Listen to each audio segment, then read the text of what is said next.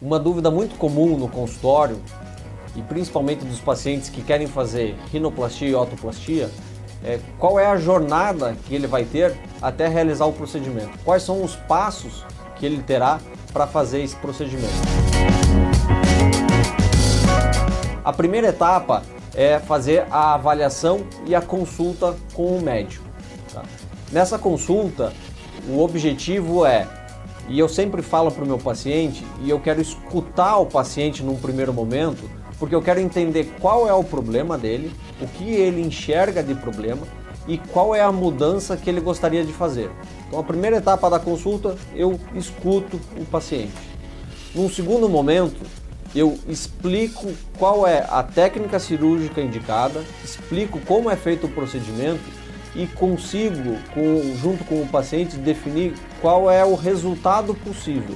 E aí a gente alinha as expectativas. O importante é ter a expectativa do paciente alinhada com a expectativa do que o procedimento pode fazer e o que o procedimento pode gerar de mudança. Nessa mesma consulta, que é a primeira consulta, eu investigo qual é o histórico de saúde, quais são possíveis medicações ou tratamentos que estão sendo realizados, para definir se é o momento adequado para fazer o procedimento cirúrgico.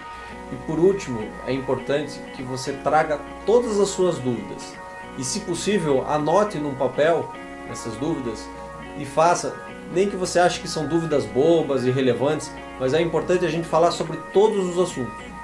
Mas fique tranquilo também que, se você esquecer de alguma coisa, nós teremos outras consultas depois, você terá o meu contato e aí eu posso tirar uma dúvida que aparece às vezes na véspera, e esse contato então ele vai ser um contato frequente.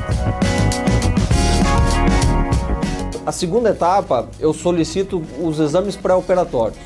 De uma maneira geral, os exames pré-operatórios são exames de sangue, então o hemograma, o coagulograma, a glicemia de jejum e a creatinina.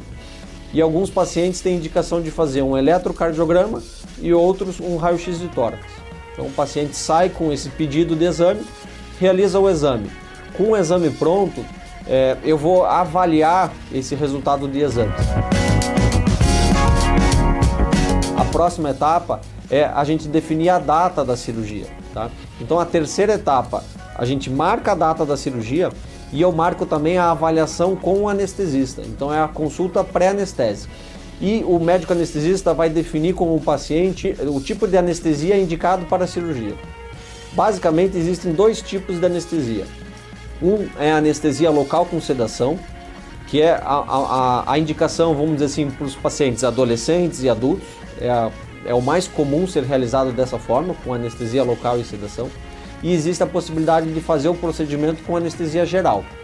Geralmente, a anestesia geral ela é reservada para as crianças. A quarta etapa é o dia da cirurgia e a véspera da cirurgia. As cirurgias de otoplastia e rinoplastia, elas não precisam de nenhum cuidado e nenhum preparo antes da cirurgia. São os cuidados gerais para qualquer cirurgia. Então o principal é fazer o jejum antes do procedimento. Então 8 horas antes do horário que está marcada a cirurgia, inicia esse jejum. Então não pode comer nada, não pode tomar nada. E é um jejum então de 8 horas. O paciente vai vir com documentação, vai vir com uma troca de roupa, então isso a gente passa todos esses detalhes e o paciente ele recebe uma lista do que ele tem que trazer para o dia da cirurgia e aí ele vem para o hospital.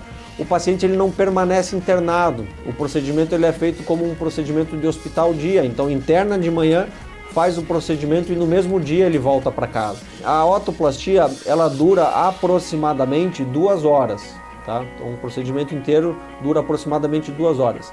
A rinoplastia ela dura aproximadamente 1h30, depende do caso. Então, uma cirurgia, que é uma cirurgia mais rápida, um caso um pouco mais simples, dura em torno de 1h30. Uma cirurgia que é um pouco mais complexa, que precisa colocar enxerto, essa cirurgia ela pode durar em torno de 3 horas. O paciente terminou o procedimento, ele vai para uma sala de recuperação, fica alguns minutos e logo vai para o quarto. Ele termina de fazer o período de recuperação então no quarto com o seu acompanhante, com o seu familiar. E no mesmo dia ele vai receber a alta e vai poder ir para casa. No teu período de recuperação, enquanto estiver inchado ou com algum roxo em volta dos olhos, é muito importante não se expor à luz solar e inclusive algumas luzes artificiais. Por quê? Porque pode marcar o rosto se essa exposição à luz ela for muito grande. Um outro fator que é importante prestar atenção é que quem utiliza óculos não deve utilizar qualquer tipo de óculos, óculos de grau, óculos escuro, por um período de 30 dias. E cuide também com relação ao contato, esportes de contato ou algumas situações de risco para algum trauma na região nasal. Cuide bastante por um período de 30, o ideal seria até cuidar por em torno de 60 dias, que é um prazo dessa cicatrização inicial. E a quinta etapa, o paciente ele recebeu a alta do hospital e ele vai para casa. Então ele começa o cuidado pós-operatório em casa. Tá? Nos primeiros dias, então existem alguns cuidados especiais para cada cirurgia. A cirurgia de otoplastia, o paciente ele sai com um curativo. Esse curativo ele permanece em torno de 3 dias e ele volta para o consultório para retirar o curativo.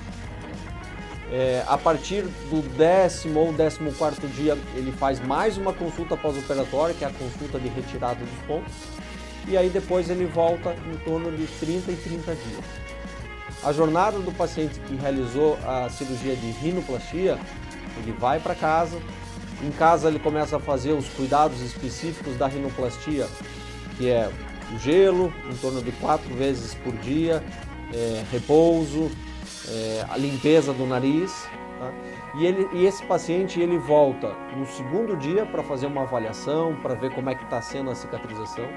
Ele volta no 7º dia, que é para fazer a retirada do aquaplast, que é o curativo do nariz.